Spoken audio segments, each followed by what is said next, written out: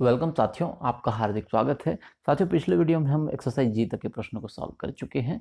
इस वीडियो में हम एक्सरसाइज एच और एक्सरसाइज आई के प्रश्नों को हल करेंगे। यदि आपने पिछला वीडियो नहीं देखा है तो चैनल की प्लेलिस्ट में जाकर आप इसे देख सकते हैं। एक्सरसाइज एच का पहला प्रश्न, 1,74,000 रुपये के मूल्य का एक भवन विक्रय मूल्य पर 20% लाभ लेकर एक दलाल के माध्यम से बेचा गया, किंतु दलाल ने मूल्य का 12.5% कमीशन ले लिया। विक्रेता का शुद्ध लाभ ज्ञात कीजिए। इस प्रश्न में जो 1,74,000 रुपये की राशि दी हुई है यह विक्रय मूल्य नहीं है, और जो कमीशन है यहाँ पर आप देख सकते हैं 12.5% है, और लाभ दिया है 20%। ये विक्रय मूल्य पर है, तो सबसे पहले हमको विक्रय मूल्य ज्ञात करना होगा और उसके बाद हमको कमीशन ज्ञात करना है। यहाँ पे आइए, देखिए क्रय मूल्य 1,74,000 रुपये। अब विक्रय मूल्य पर 20% लाभ दिया हुआ है। मान लेते हैं कि विक्रय मूल्य 100 रुपये है और उस पर लाभ 20% है, तो क्रय मूल्य हम विक्रय मूल्य में से लाभ घटाएंगे तो क्रय मूल्य 80 रुपये आएगा। और ये जो 20 रुपये लाभ है यह 80 रुपये पर कितना प्रतिशत है ये हम कैलकुलेट कर लेते हैं। तो यहाँ पर देखिए कि अगर विक्रय मूल्य पर 20% लाभ है और 100 मानकर हम चलें तो जो 20 रुपये का लाभ है ये 80 रुपये पर कितना प्रतिशत है। क्रय मूल्य पर यह 25% का लाभ होगा। यहाँ पर आप देख सकते हैं 20 गुना 100/80, क्रय मूल्य पर 25%। स्पष्ट है कि विक्रय मूल्य पर यदि 20% लाभ है तो क्रय मूल्य पर 25% लाभ होगा। अब यहाँ पर देखिए विक्रय मूल्य बराबर क्रय मूल्य धन क्रय मूल्य पर जो लाभ है 25%, ये ऐड कर देंगे। 1,74,000 और 1,74,000 का 25% निकालिएगा तो 43,500। इन दोनों राशि को जोड़ देंगे 2,17,500। ये विक्रय मूल्य हमारा आ जाएगा। इसके बाद आगे जो है प्रश्न में दिया है दलाली 12.5%। 2,17,500 का आप 12.5% निकालेंगे तो 27,187.50 रुपये।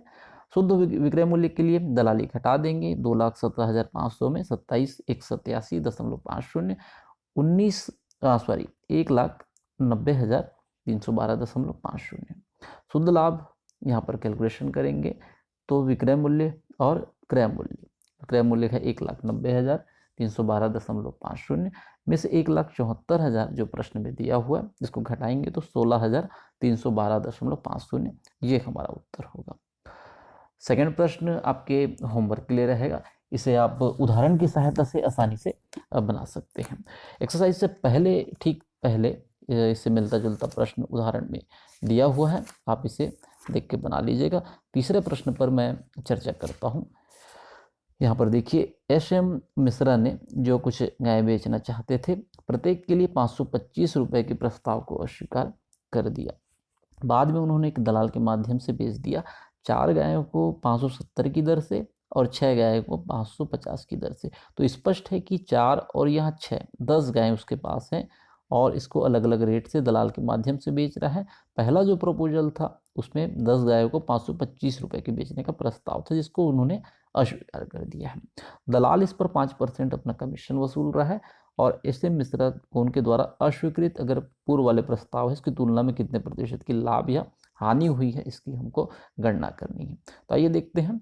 पहली स्थिति में जो 10 गायें हैं 4 और 6 इस तरीके से 10 गायें, उसका विक्रय मूल्य 525 गुना 10 5,250 रुपये होगा। दूसरा कंडीशन जो दलाल के माध्यम से बेच रहे हैं उसमें 4 गाय का विक्रय मूल्य रहेगा 570 गुना 4 2,280 रुपये। 6 गाय का अगर विक्रय मूल्य निकालेंगे तो 555 गुना 6 3,330 रुपये। इस तरीके से 10 गाय का विक्रय मूल्य 2,280 और 3,330 को जोड़ेंगे तो 5,610 रुपये आ जाएगा। इस पर दलाली है 5%, तो 5,610 का 5% आ जाएगा 280.50। अब यहाँ पर शुद्ध विक्रय मूल्य, तो जो यहाँ पर 10 गाय का विक्रय मूल्य है 5,610, इसमें से दलाली 280.50 हम घटा देंगे। सबसे ऊपर पे देखिए 5,610 ऋण 280.50। इस प्रकार से 5,329 रुपये 50 पैसा ये हमारा शुद्ध विक्रय मूल्य हुआ। दलाल द्वारा बेचने पर लाभ जो है 5,329.50 में से पूर्व का जो प्रस्ताव था जिसमें 525 की दर से 10 गाय को जो बेचने का प्रस्ताव था 5,250 रुपये, इसमें जो अंतर की राशि है 79.50 ये लाभ होगा।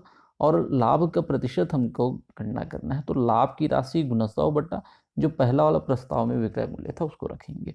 तो लाभ है 79.50 गुना 100/5250। इस तरीके से 1.514% ये हमारा उत्तर होगा।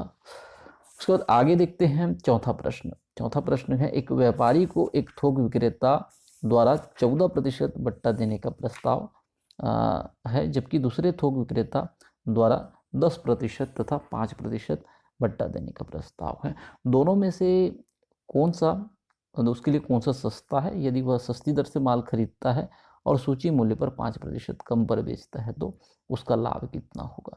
तो सबसे पहले तो यहाँ देखिए कि थोक विक्रेता द्वारा 14% बट्टा देने का प्रस्ताव है, जबकि दूसरे थोक विक्रेता उसको 2 प्रकार की दरें 10 और 5%। तो दोनों में कौन सा सस्ता है ये पहले देखना है, और उसके बाद सस्ती दर से अगर खरीदते हैं और उस पर 5% हम सूची मूल्य से कम पर बेचते हैं तो कितना लाभ होगा। यहाँ पर पहले थोक विक्रेता का जो बट्टा फ्लैट रेट है 14%। दूसरे थोक विक्रेता की जो बट्टे की एकल दर हम निकालेंगे, तो एकल दर के लिए 100 ऋण ब्रैकेट में 100 ब्रैकेट में 1 ऋण 10/100, दूसरे ब्रैकेट में 1 ऋण 5/100। इस तरीके से हम जो बट्टे की एकल दर डिस्काउंट वाले टॉपिक पे हम चर्चा कर चुके हैं। 1 ऋण R1/100, 1 ऋण R2/100, ये वाला सूत्र हम यहाँ पर मान रख रहे हैं। यहाँ पर पहले जो बट्टे की दर है उसको पहले ब्रैकेट में रख लिया 1 ऋण 10/100, दूसरी वाली जो दर है उसको हमने दूसरे ब्रैकेट में रखा 1 ऋण 5/100। इस तरीके से हम कैलकुलेट करेंगे।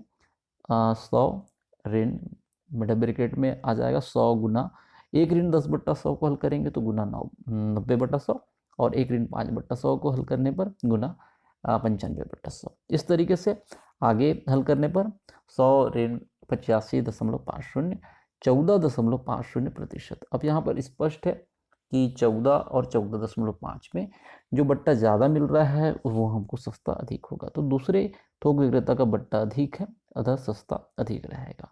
इसके बाद मान लेते हैं कि सूची मूल्य 100 रुपये है, तो व्यापारी का क्रय मूल्य कितना होगा? 14.50 डिस्काउंट घटा देंगे 85.50, ये हमारा क्रय मूल्य होगा। विक्रय मूल्य के लिए 100 में से 5% छूट दे रहे हैं तो 100 में से 5 घटा देंगे 95 रुपये। लाभ की गणना करेंगे तो लाभ बराबर जो विक्रय मूल्य रहेगा उसमें से हम क्रय मूल्य घटा देंगे 95 ऋण 85.50, 9.50, ये हमारा लाभ है। लाभ प्रतिशत के लिए लाभ की राशि गुना 100 बटा क्रय मूल्य। इस तरीके से 11 से 1/9 या 11.11% ये लाभ होगा। इसके बाद अगला प्रश्न है 5वां प्रश्न, ये होमवर्क के लिए छोड़ रहा हूँ। यहाँ पर देखिए 20% बट्टा देने के बाद लागत पर 25% का लाभ कमाता है, और उत्पादन की लागत में 25% की वृद्धि हो जाने पर सूची मूल्य को 15% बढ़ा देता है, परंतु बट्टे की दर में कोई परिवर्तन नहीं करता है। नए लाभ का प्रतिशत ज्ञात कीजिए। ये होमवर्क के लिए रहेगा। इस एक्सरसाइज से पहले कुछ उदाहरण हैं और पिछले जो प्रश्न हमने अब तक हल किए हैं उसके आधार पर आप इसे बनाने की कोशिश कीजिएगा। इसके बाद आगे का जो एक्सरसाइज है उसके लिए ये सूत्र आप नोट कर लीजिएगा। लागत मूल्य ब्रैकेट में 1 धन P/100 बराबर सूची मूल्य या अंकित मूल्य और ब्रैकेट में 1 ऋण D/100। तो यहाँ पर आप देखिएगा कि लागत मूल्य में से लाभ जुड़ेगा और सूची मूल्य या अंकित मूल्य में से डिस्काउंट जो है वो घटेगा। इस तरीके से लागत मूल्य या सूची मूल्य की जो राशि की गणना करते हैं इस सूत्र के माध्यम से आप कर सकते हैं। एक्सरसाइज आई में आते हैं पहला और दूसरा प्रश्न आपके होमवर्क के लिए। पिछला जो सूत्र मैंने बताया है ये सूत्र आप नोट कर लीजिएगा और इस सूत्र के माध्यम से आप आसानी से इसके दोनों प्रश्न हल कर लेंगे। तीसरे प्रश्न पर हम चर्चा करते हैं। एक निर्माता निर्मित वस्तुओं का मूल्य लागत मूल्य से 40% अधिक निर्धारित करता है तथा 18% व्यापारिक बट्टा और 5% नकदी बट्टा भी देता है। यदि उसे 81 रुपये प्रति वस्तु लाभ हो तो वस्तु का लागत मूल्य ज्ञात कीजिए। मान लेते हैं पहले की प्रति वस्तु लागत जो है 100 रुपये है। अंकित मूल्य के लिए 100 धन 40 140 रुपये। व्यापारिक बट्टा की बात करेंगे तो 140 का 18% 25.2 रुपये व्यापारिक बट्टा।